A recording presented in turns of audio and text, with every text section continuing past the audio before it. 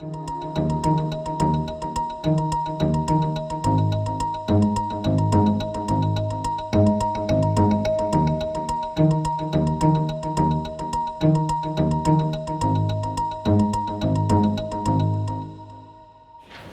next speaker is a student speaker, Shannon Nell, who's our PhD student.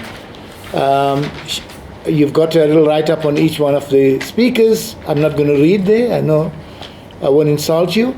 A topic is, or a PhD thesis title is Meta-Insights into Capacitation of Nursing Leaders to Operationalize Care in a Private Healthcare Setting in South Africa. And as you can see from the write-up, Shannon is very embedded in this particular area, and I think she's going to speak to us from her heart. And she's identified something that was intriguing her, was making her curious about the leadership issues. Shannon, the floor is yours. Thank you, Prof. Thanks very much. Good afternoon, everybody. Apologies for my back. No. Unfortunately, We the did it circle doesn't lend itself to seeing everybody, so I apologize for that.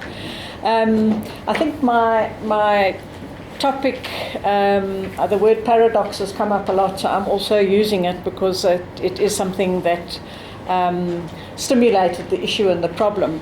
But before I get to that, I'm going to just do one check-in question, if you don't mind. I just want to check, apart from the 3M people that I see have got occupational health and safety and sort of that, is anybody else in the healthcare industry at all? I used to be a nurse. Okay, sorry? I used to be a nurse. Okay, so I just wanted to do that because it would lend itself to how much contextualization I need to give. So I'm going to give go into a little bit of background. As you can see from my write-up, I work for Netcare. I'm the Director of Nursing and Nursing Education. And the education part is quite important because in private sector or private education is quite a different situation than for nursing education and training than it is in other environments. So I'll talk very briefly about that as well, although that's not the key area of my work. So in about 2013, I took on the position as the Director of Nursing after a period of about nearly 3 years in the organisation where the previous incumbent, who'd been there for a very long time, very well, a very distinguished leader in nursing, had run the ship beautifully, but had retired, and as an organisation there was quite a lot of difficulty in replacing the position. It's always very difficult to fill somebody else's shoes. So somebody had been recruited from outside. They'd lasted a couple of months.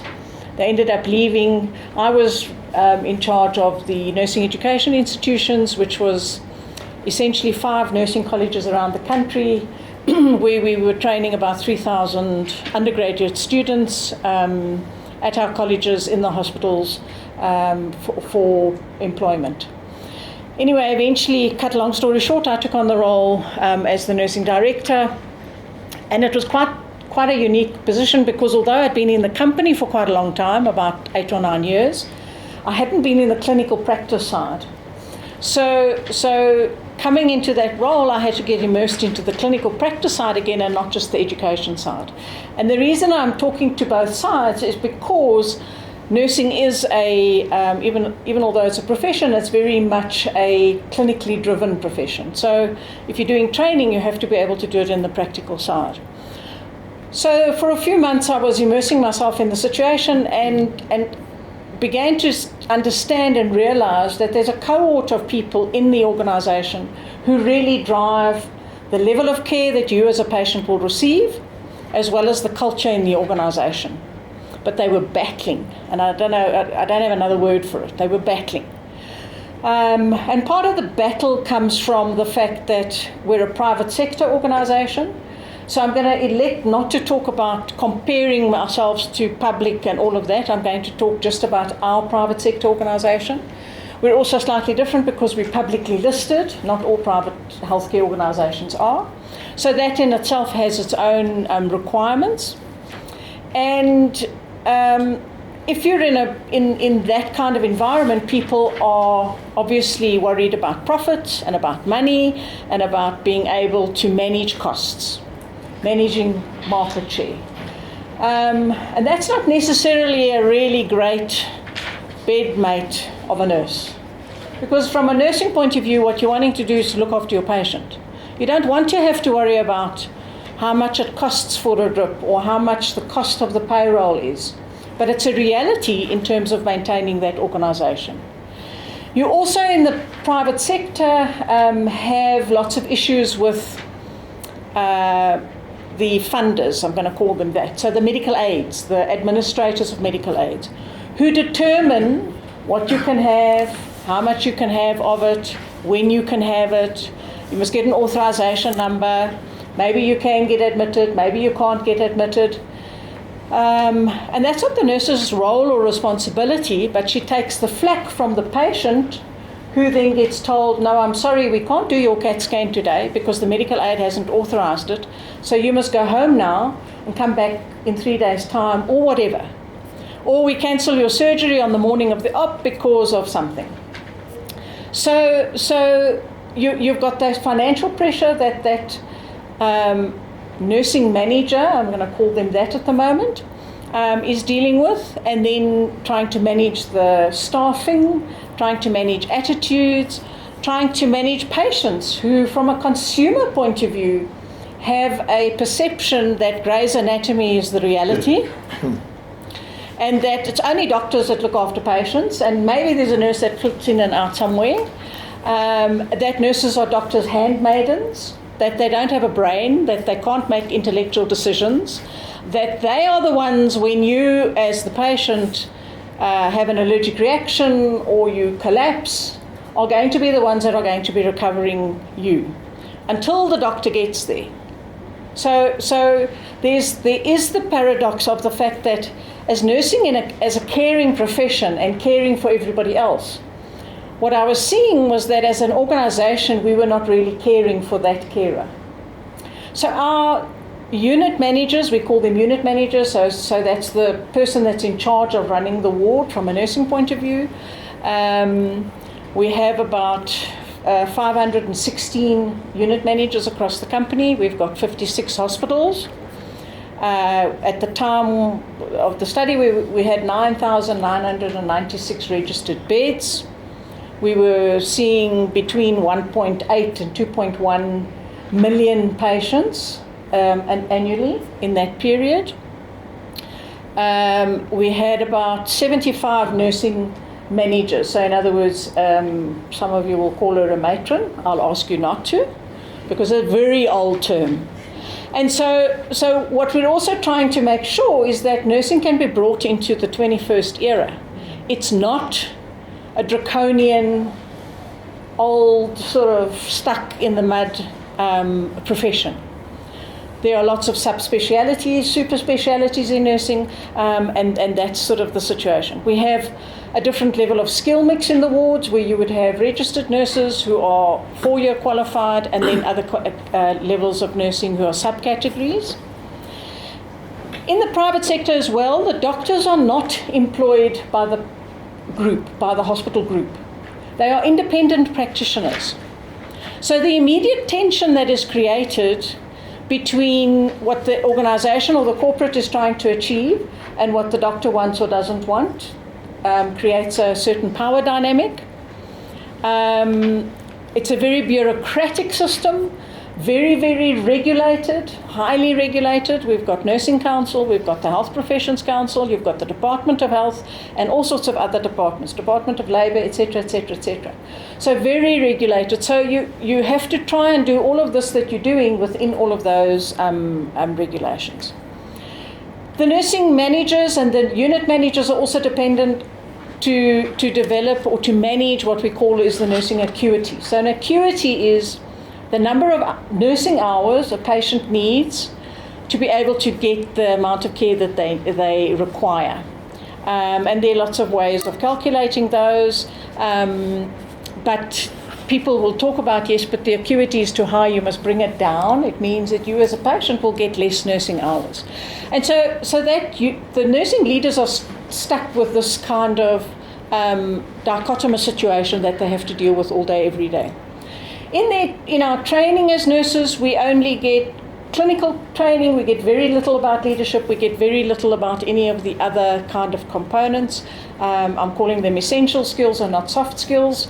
And so what we looked at then was to say, how are we going to get 506 or 516 unit managers and nursing managers to come together to be able to create something that will differentiate care. Because nursing care is a commodity. Healthcare is a commodity. But in a competitive market, what do you do to enable and to support and care for nurses in a way that will actually give you some kind of a differentiator? And that was your research question. And that was mainly what do we need to do? How do we do that? How do we enable nurses to be able to operationalize care?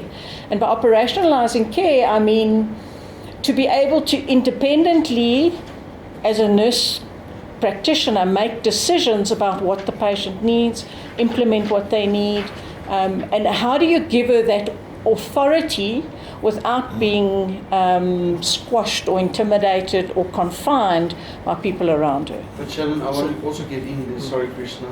So just in that context, give us the clarity, what's the problem, what's the aim and the objective, so that we just know. Okay, so for me the problem is that the nursing managers were not able to have independent voice, take independent decisions to be able to operationalize the care that they needed. Okay.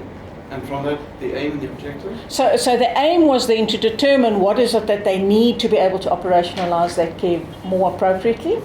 And the objective was really to understand what was the key drivers of that, what was the underpinning reasons for being able to sort through there. So I just want to ask another question. Any other context questions? Your title speaks of capacitation. Yeah. So is it skills, attributes? What is it? Competence? What is it you're looking at? So in the thesis, what I did was that the capacitation was really made up of three components. So the first component was emotional intelligence. The second component was resilience and change resilience, more specifically. And then the third component was transformational organizational change. Because again, the industry changes so rapidly that you have to contend with that all the time, which will then allow you to operationalize your care within that context. So what would you say? So it wasn't the clinical care was not the problem. It was about managing all of those other elements. How did you identify these three? Yeah, that's a good question, Krishna. Can I just ask him to let him answer the I just question? wanted to add to this. Yes. I know that you're going to do that, but in the medical field, there are different wards Yes. that exist. So of course your caregivers, let's call them caregivers in this case. Mm-hmm. They have to. Some of them are specialised in various things, like kidney specialists, orthopedic specialists, brain specialists. So every one of those has a very particular kind of subject matter to deal with your patient.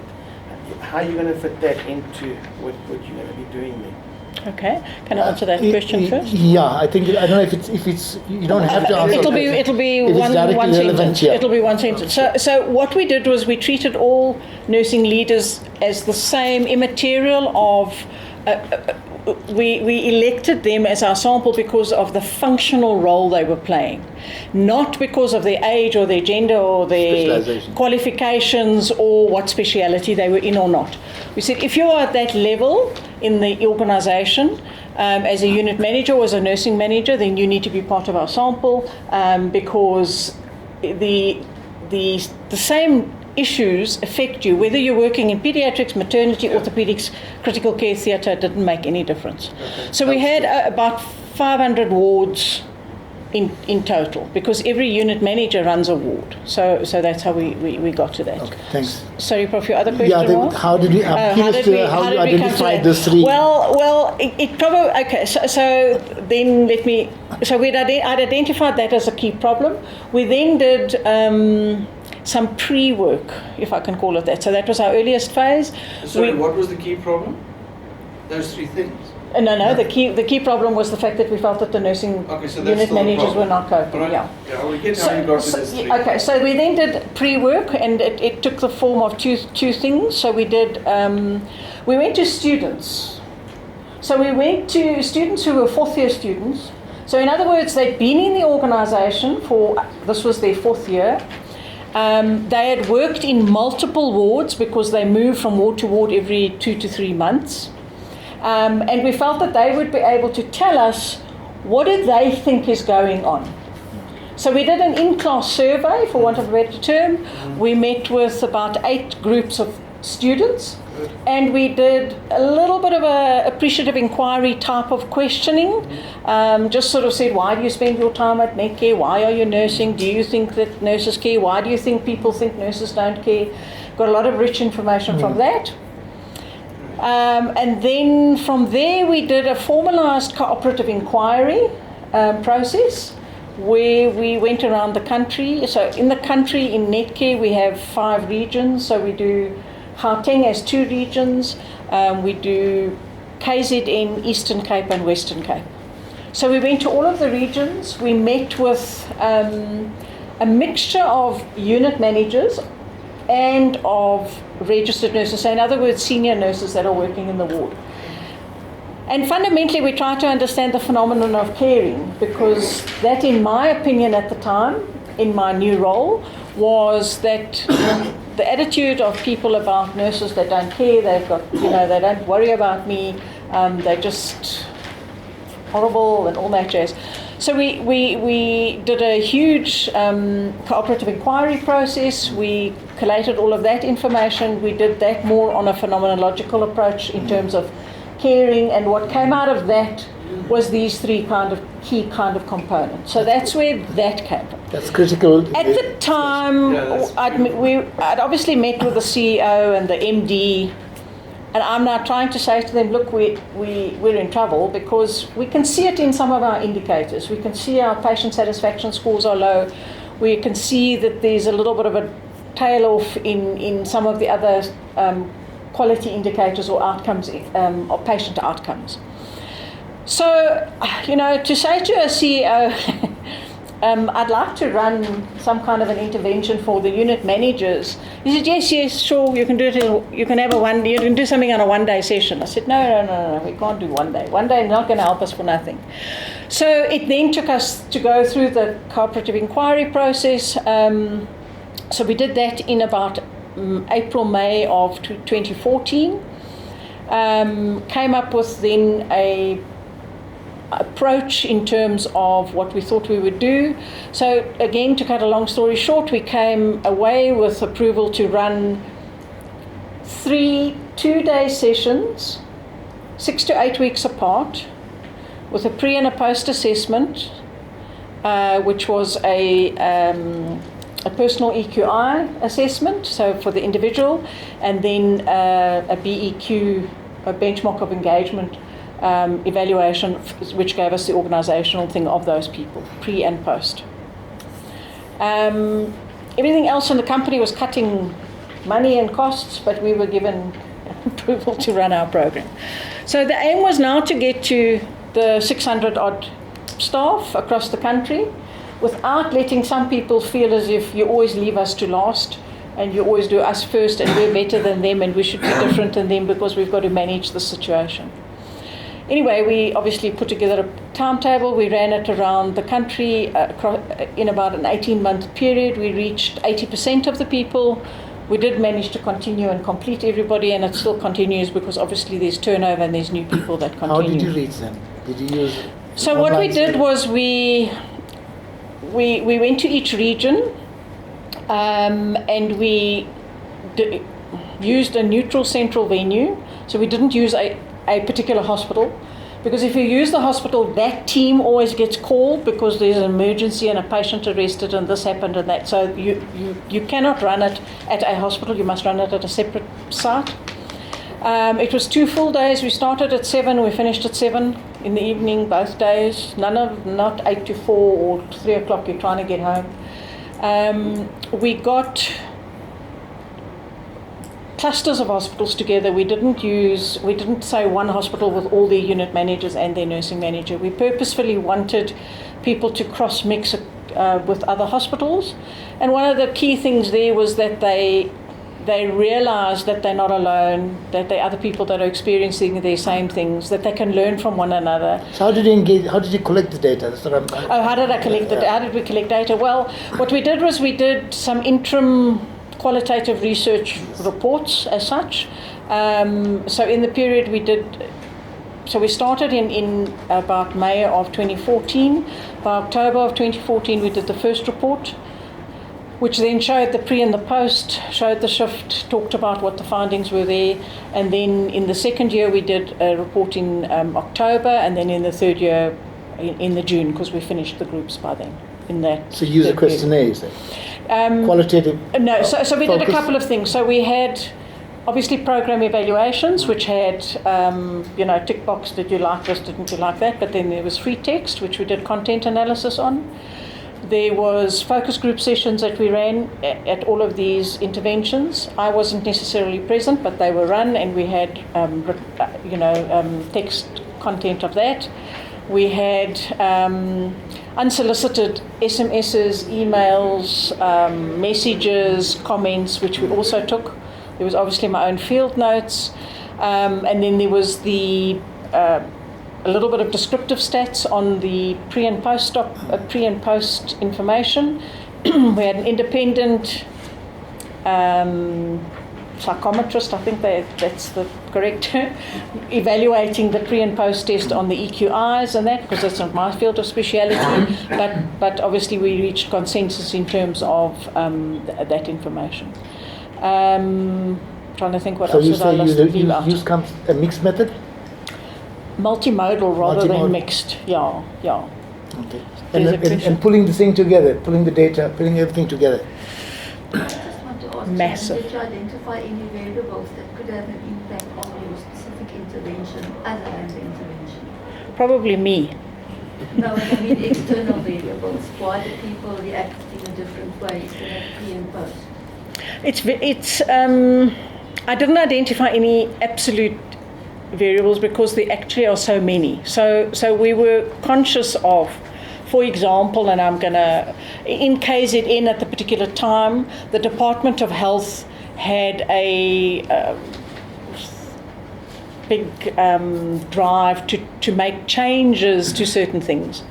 And so that changed, it created a new element that we hadn't anticipated before. And so we had to sort of try and think, how would we help them cope with that? We had 2 or 3 sites where, and I'm going to label it toxic, but it's not toxic in the disastrous sense, but that the situation at the hospital was potentially toxic. One was because we just bought a new hospital in, and the staff were battling to be immersed in a net care kind of environment versus their environment. So there were those kinds of elements.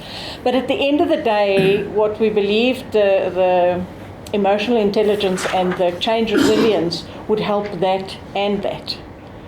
But I hadn't identified any other specific variables, no. I would like to ask, sorry, you can go first. Yeah, so you said, you mentioned healthcare as a commodity.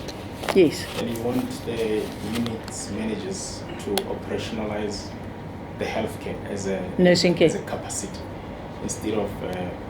I wanna try link the two. Are you trying to segregate the healthcare from the healthcare as a commodity towards being a capacity, being a duty to take care of the patients without?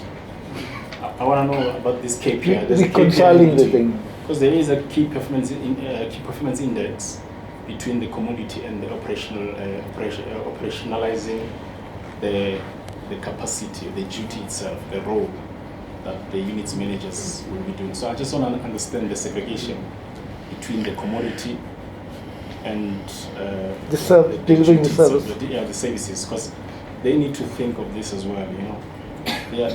Because you say you are on the you are listed on the JSE, for example. So the KPI yes. So that is quite a difficult element, because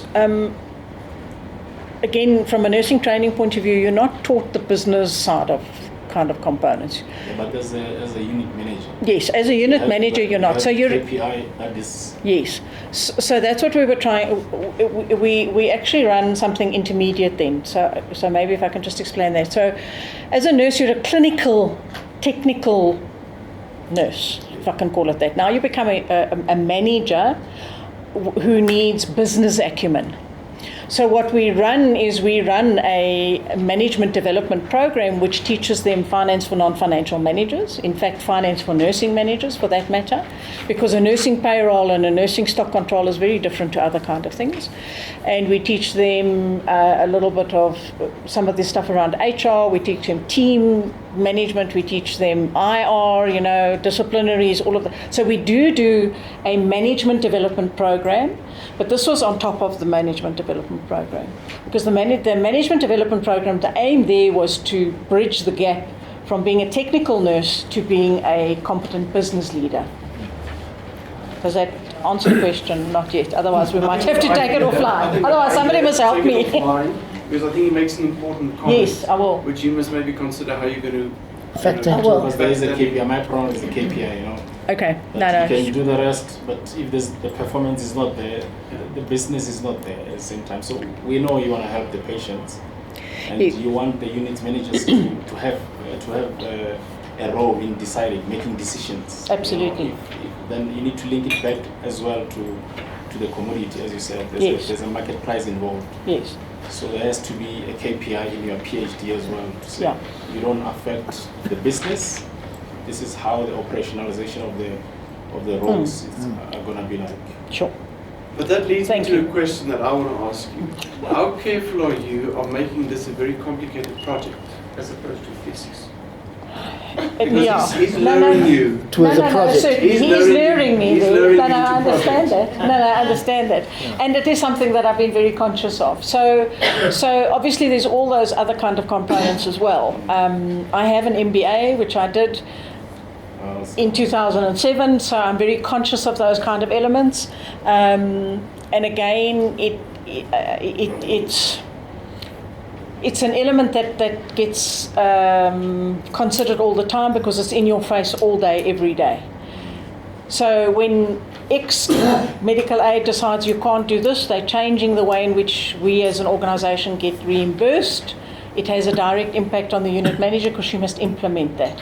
But that was part of the change, the transformation and the change, and that's where we built that into, in that third element of our capacitation.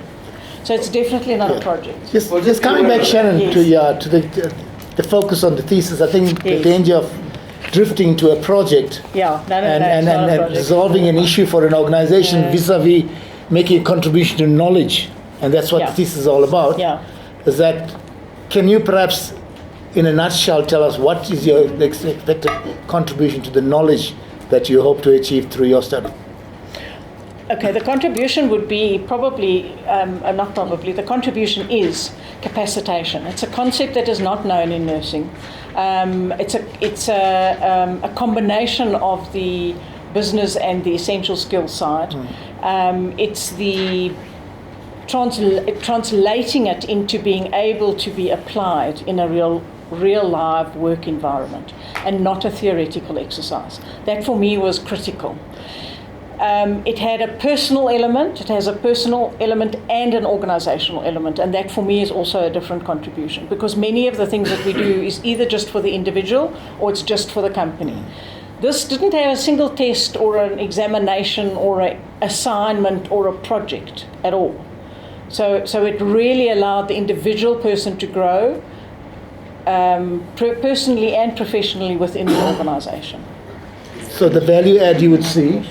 Sorry, thank you. Janet? I'll see you there. Sorry, maybe I can also just come in and I'm maybe asking a very similar question, but I'm going to ask it differently. Okay. So my understanding is that you did a pre-assessment, you did a post-assessment after a skills development intervention. And obviously you would be looking at, what was the shift. I think the question for me is from a clinical perspective, when you're talking about operationalizing skills, how did you measure the impact of that skills shift? So it actually wasn't a technical skill. So I didn't teach you how to put up a drip. I did the theory, and then I showed you how to do the drip, and then you could do the drip. It wasn't a technical skill. It was a mind shift. But my question is, what difference did that mind shift make in the outcomes within the ward? Okay, so some of the stuff that we looked at there were unfortunately had to be things like turnover rate or of that category of staff. Before we started the process, it was about 27-28%. By the time we got to the end of it, it was down to about 20%. The validity sits in the fact that we didn't really have any other project happening at the time, so we are taking the fact that this intervention did make that was one of the biggest changes.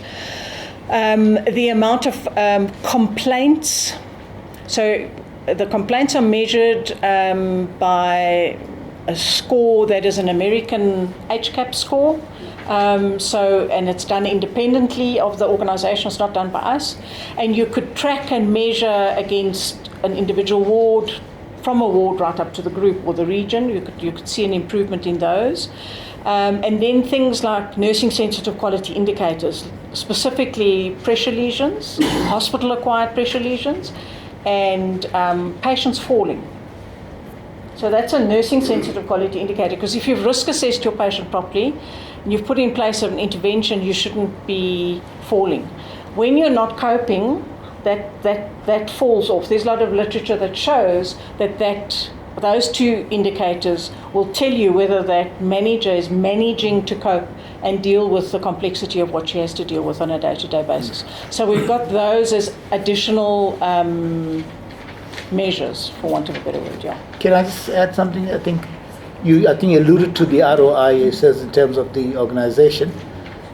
In terms of the DaVinci model, I didn't see that coming out in terms of, because you're in the advanced stage of the study. So I thought it emerged in the conversation telling us about the TIPS model, perhaps, how you think that was. Yeah, so if it really concentrated mostly on the people and the systems, because we managed a lot of the systems. If I did the study now, I would have to include technology massively, because we've just embarked on a electronic medical record system, which we're implementing from September of this year. So that factor luckily didn't directly impact, although obviously in healthcare there's massive technology around procedures and processes and things that happen. And then from an innovation point of view, we believe that this was significantly innovative. So perhaps we should almost round up now. Okay. Sorry, that's happy with that. Methodology we follow here. Happy with that. I know you have your slides ready. Nevertheless, I think in the interest of time, let's take a question and then we can kind of sum up where you are and where you're going forward. My curiosity is on, for instance, looking at his question to say the commodity part and so on. I think the biggest mistake, for example, in the public sector that one can do, for instance, is to say there's no commodity within the public sector. Because at the end of the day, for each and every medication, there's a cost involved. And if the approach is going to be that of being just a nurse and not taking into consideration that basically even a public hospital is a business. An education facility that is a primary school, secondary school in a township, or as long as it's public. Because for the mere fact that there's cost involved, it means that they should run it as a business, because at the end of the day, there'll be a surplus or a deficit. So my question would be, in terms of, if this was to, because I'm seeing an opportunity to say, hey, I can be a consultant for the government here. Looking at this, if it were to be integrated within the public health sector system, looking in future, what do you think will be the outcome? Because for me, emotional intelligence is one big part. If a nurse calls a patient, for instance, in a clinic, which is something I've experienced, HIV patients, this side, for me there's no emotional intelligence. But for the mere fact that in the midst of people who are here for different medical treatments. And then HIV, follow me. It's not humane at all. So how do you see it featuring into the public sector? Well, I think unfortunately that happens in private sector too.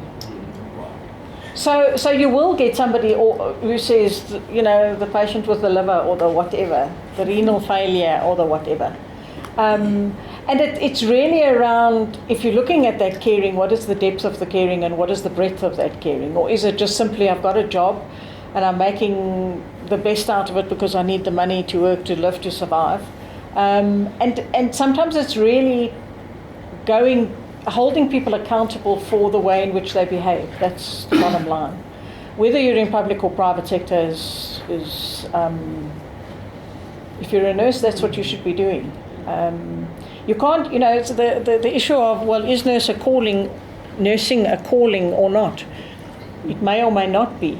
But even if it wasn't, doesn't mean you can't be compassionate or caring or engaged and putting the patient first and not putting yourself first. And it is an attitude change or an approach change of care. All right, thanks. I think we'll take a last question. That seems to be a trap that medical staff seems to fall into, because I remember when I was a child, I had glandular fever, and I met this doctor who treated me many years ago. And they looked at me and said, I remember you, you're my glandular fever patient. Sure. But he didn't know who I was. He didn't know your name, yeah. Yeah, so there is a lot of shift to doing, patient-centered care or people-centered care rather than, So we don't do a nursing care plan anymore, we do a patient care plan. Because then you're forced to ask the patient, what is it that what matters to you, what would you like, how would you like communication, that kind of thing. So it forces it, but that wasn't part of what my work. Yeah. It's an end result of it, but it certainly triggers that level of thinking. Thank you very much. I think I want to round up now. Thank you, Sharon. Sure, pleasure. And we wish you luck, and we don't know which stage you are, which chapter you are at the moment, but you told me nearing there. But good luck, and hope to see. I'm sure you will take into account some of the inputs here and see how it's going to modify your writing and how you're going to capacitate. We wish you luck in capacitating the nursing leaders. Right. Thank you very much.